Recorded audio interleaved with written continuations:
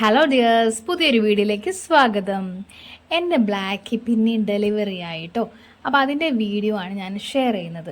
ഇത്തവണ ഡെലിവറി ആയപ്പം നല്ല 3 കുഞ്ഞു കുട്ടികളെയാണ് കിട്ടിയത്.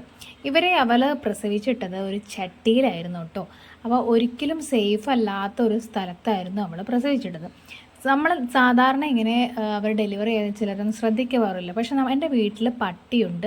അപ്പോൾ അവളാണെങ്കിൽ ഇങ്ങനെ പ്രസവിച്ചിട്ടുണ്ടെങ്കിൽ കഴിഞ്ഞ തവണ ഒന്നിനെ കടിച്ചിട്ട് കൊന്നു. അപ്പോൾ അതുകൊണ്ട് തന്നെ ഇത്തവണ ഞങ്ങൾ സേഫ് ആക്കാൻ തീരുമാനിച്ചു. അപ്പം നന്നായിട്ട് എന്താ പറയുക, ഒരു ബോക്സിൽ പിന്നെ ഒരു തുണിയൊക്കെ വിരിച്ച് അവളുടെ കുഞ്ഞുങ്ങൾക്കും അവൾക്കൊക്കെ സുഖമായിട്ട് കിടക്കാൻ പറ്റിയ ഒരിടം തന്നെ ഞങ്ങൾ ഉണ്ടാക്കി കൊടുത്തു കേട്ടോ. എന്തായാലും കണ്ണ് തുറക്കണമെങ്കിൽ കുറച്ച് ദിവസമൊക്കെ ആവുമല്ലോ. അപ്പോൾ അതുവരെയെങ്കിലും അവളെ കുഞ്ഞുങ്ങൾ ഒന്ന് സേഫാക്കി, അതുപോലെ തന്നെ അവക്കും കുഞ്ഞുങ്ങളുടെ അടുത്ത് എത്താനൊക്കെ. ഈ കാണുന്നത് ആ കുഞ്ഞുങ്ങളുടെ അച്ഛനാണ് കേട്ടോ. അപ്പോൾ അച്ഛനെ പോലെയുള്ള 3 ചുണക്കുട്ടന്മാരാണ് ഉണ്ടായിട്ടുള്ളത്.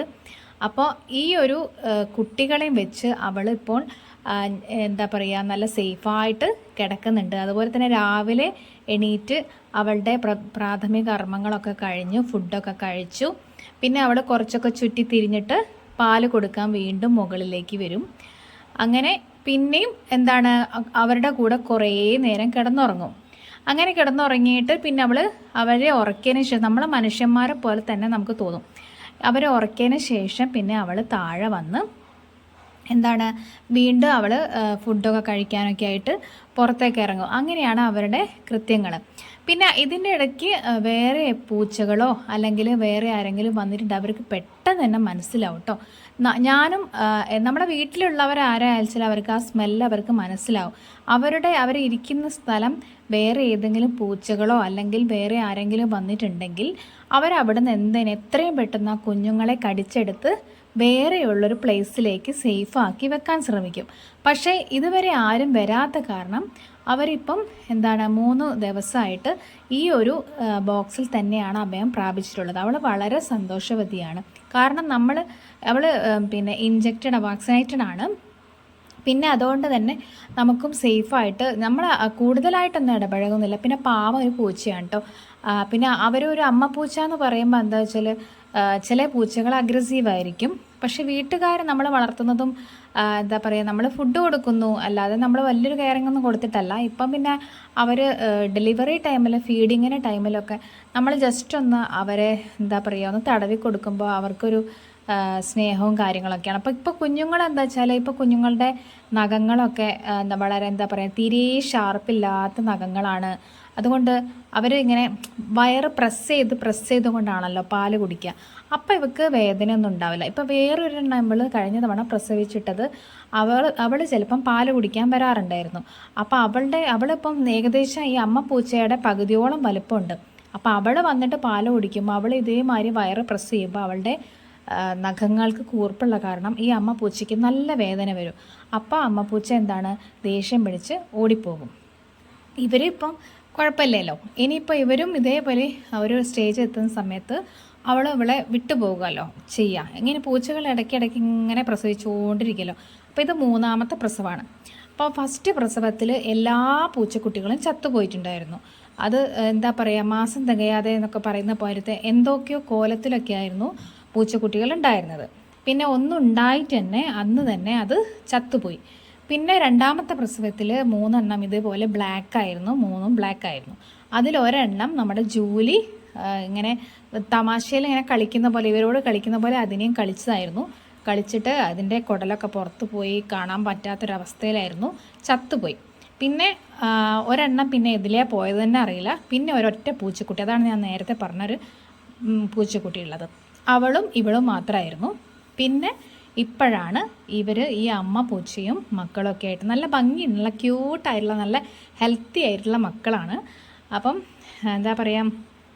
ഇപ്പം നമ്മുടെ വീടുകളിൽ ഇങ്ങനെ പൂച്ചകളൊക്കെ പ്രസവിക്കുന്നത് നല്ലതാണെന്ന് പറയും. അപ്പം ചിലർ ഇപ്പോഴത്തെ ഓരോരോ കണ്ടീഷനും കാര്യങ്ങളൊക്കെ കേൾക്കുമ്പോൾ പേടിയുകൊണ്ട് പൂച്ചകളൊക്കെ ആട്ടിപ്പായിപ്പിക്കുകയൊക്കെ ചെയ്യും. ശരിയാണ്, നമ്മൾ കരുതേണ്ട സമയവും കാര്യങ്ങളൊക്കെയാണ്. പക്ഷെ എന്നാലും പൂച്ചകളെയും മൊത്തത്തിൽ നമ്മൾ മൃഗങ്ങളെ സ്നേഹിക്കുന്നവർക്ക് ഇങ്ങനെയുള്ള കാര്യങ്ങൾ കാണുമ്പോൾ അവർ എന്താ പറയുക പൂച്ചകൾക്കൊക്കെ ഫുഡ് കൊടുക്കാനും അതുപോലെ തന്നെ അവരെ ഒന്ന് തൊട്ടൊരുമാനമൊക്കെ കൊതിക്കാത്ത ആളുകൾ ഉണ്ടാവില്ല.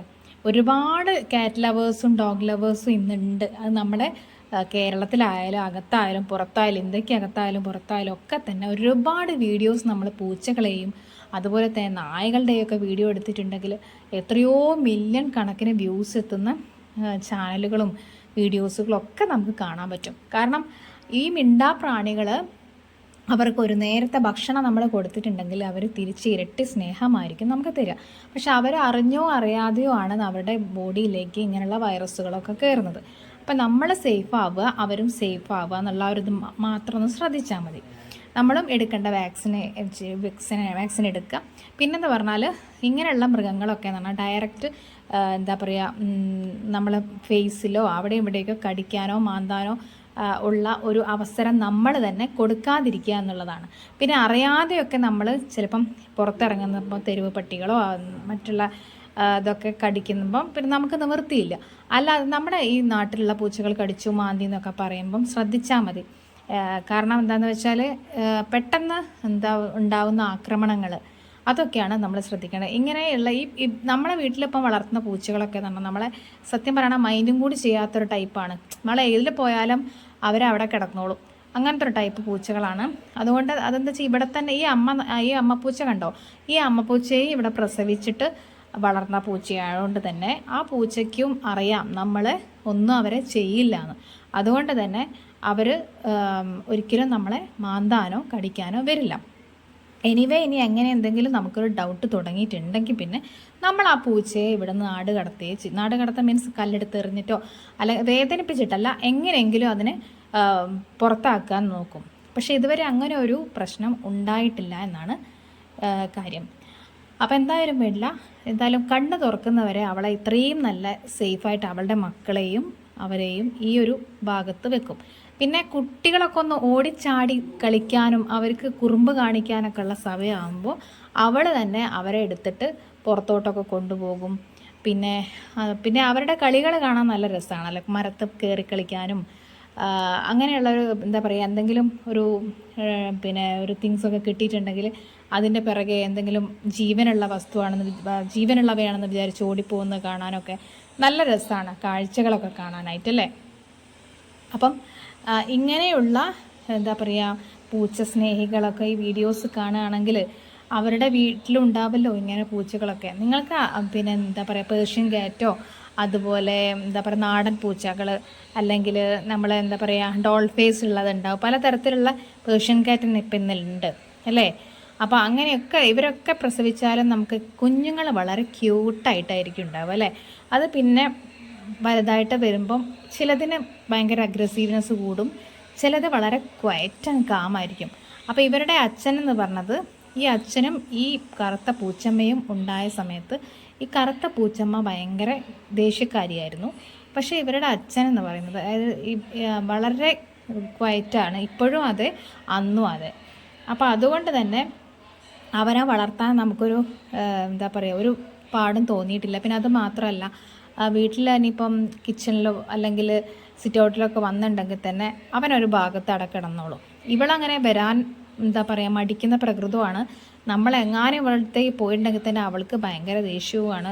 പക്ഷേ ഇവർ ഈ ടൈമിൽ ഡെലിവറി ടൈമിലും ഡെലിവറി ആവാൻ പോകുന്ന സമയത്തും ആഫ്റ്റർ ഡെലിവറി ഒക്കെ തന്നെ അവർക്ക് ആരുടെയെങ്കിലും ഒരു തഴുകൽ ഉണ്ടാവണം എന്ന് വിചാരിക്കുന്ന ഒരു സമയമായിരിക്കും. അപ്പോൾ അതുകൊണ്ടാണ് അവർ ഇത്രയും കാം ആൻഡ് ക്വയറ്റായിട്ട് നിൽക്കുന്നത്. അപ്പോൾ ഇവരുടെ കളികളൊക്കെ ആയിട്ട് ഞാൻ വീഡിയോസിലൊക്കെ വരുന്നതായിരിക്കും കേട്ടോ. അപ്പോൾ ഈ ബ്ലാക്കിയുടെ കുഞ്ഞുങ്ങളെയൊക്കെ ഇഷ്ടപ്പെട്ടിട്ടുണ്ടെങ്കിൽ തീർച്ചയായിട്ടും നിങ്ങൾ കാറ്റ് ലവേഴ്സ് ലൈക്ക് അടിക്കാതെ പോവില്ല എന്ന് എനിക്കറിയാം.